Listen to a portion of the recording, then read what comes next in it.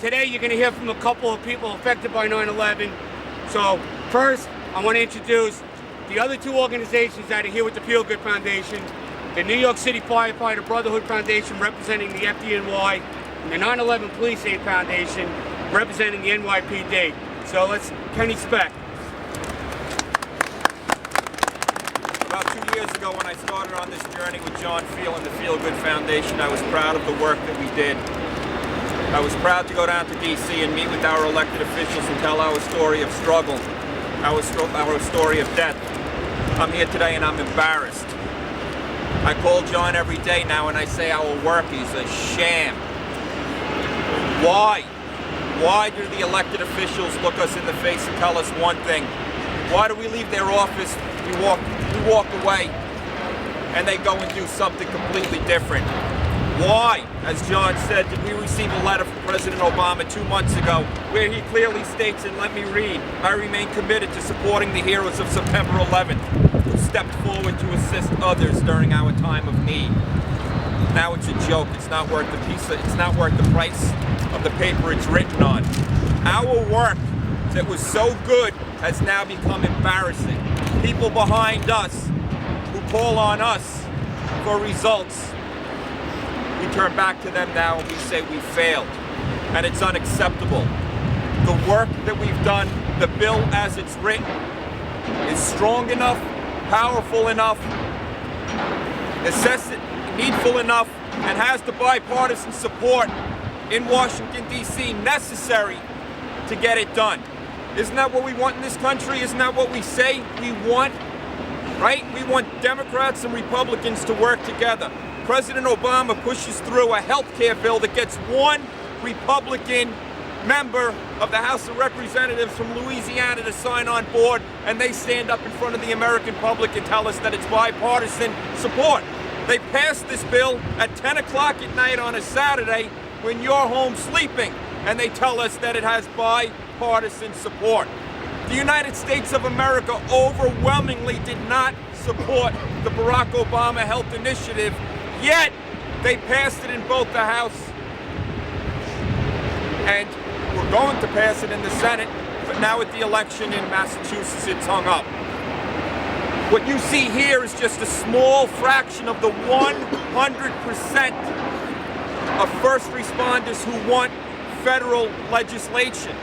So my question to President Obama is this: why would you not give us what we want, yet continue to force down the throats of this country what they don't want? Like John said, $11 billion over 30 years is not the end of the world. I'll tell you right now that I'll go away today. If John Field didn't lose his foot at the Trade Center, I'll go away. If Jennifer's wife, John, didn't die from cancer related to his work at the Trade Center, I'll go away. If Richie Mineta, 44 years old, didn't die from his work at the Trade Center, I'll go away. If Lieutenant John Murray didn't die from his time at the Trade Center, I'll go away.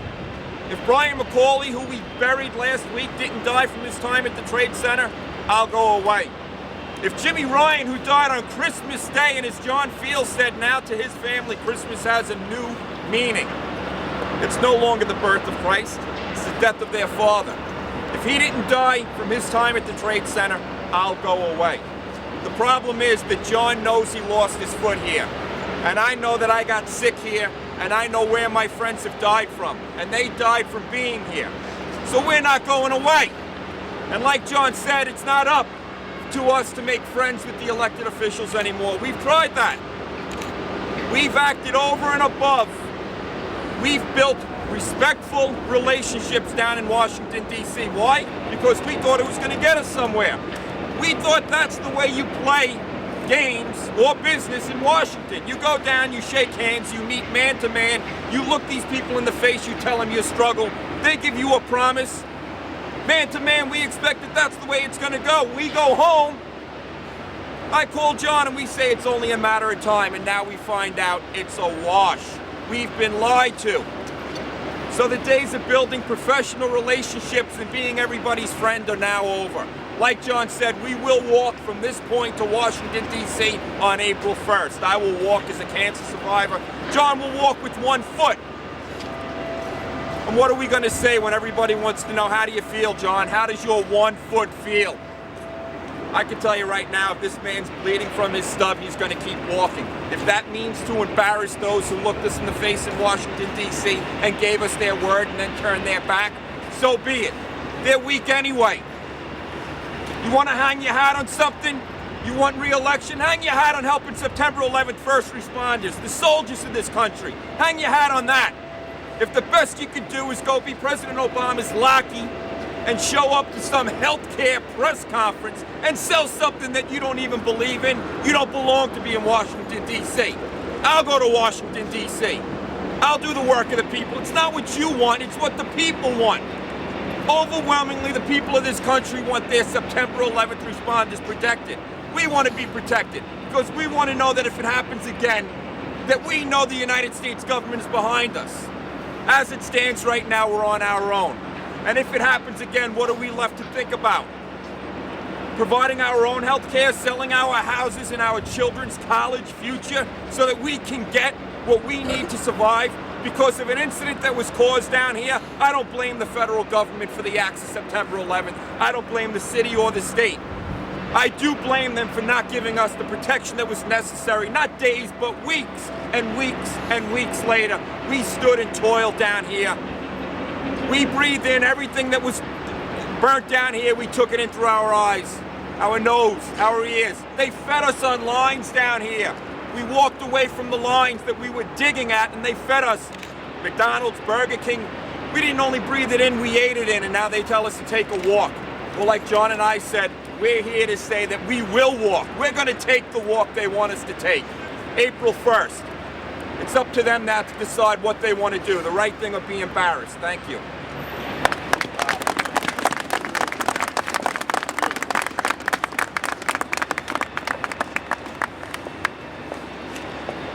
The passion of that man should only be embraced and emulated by everybody.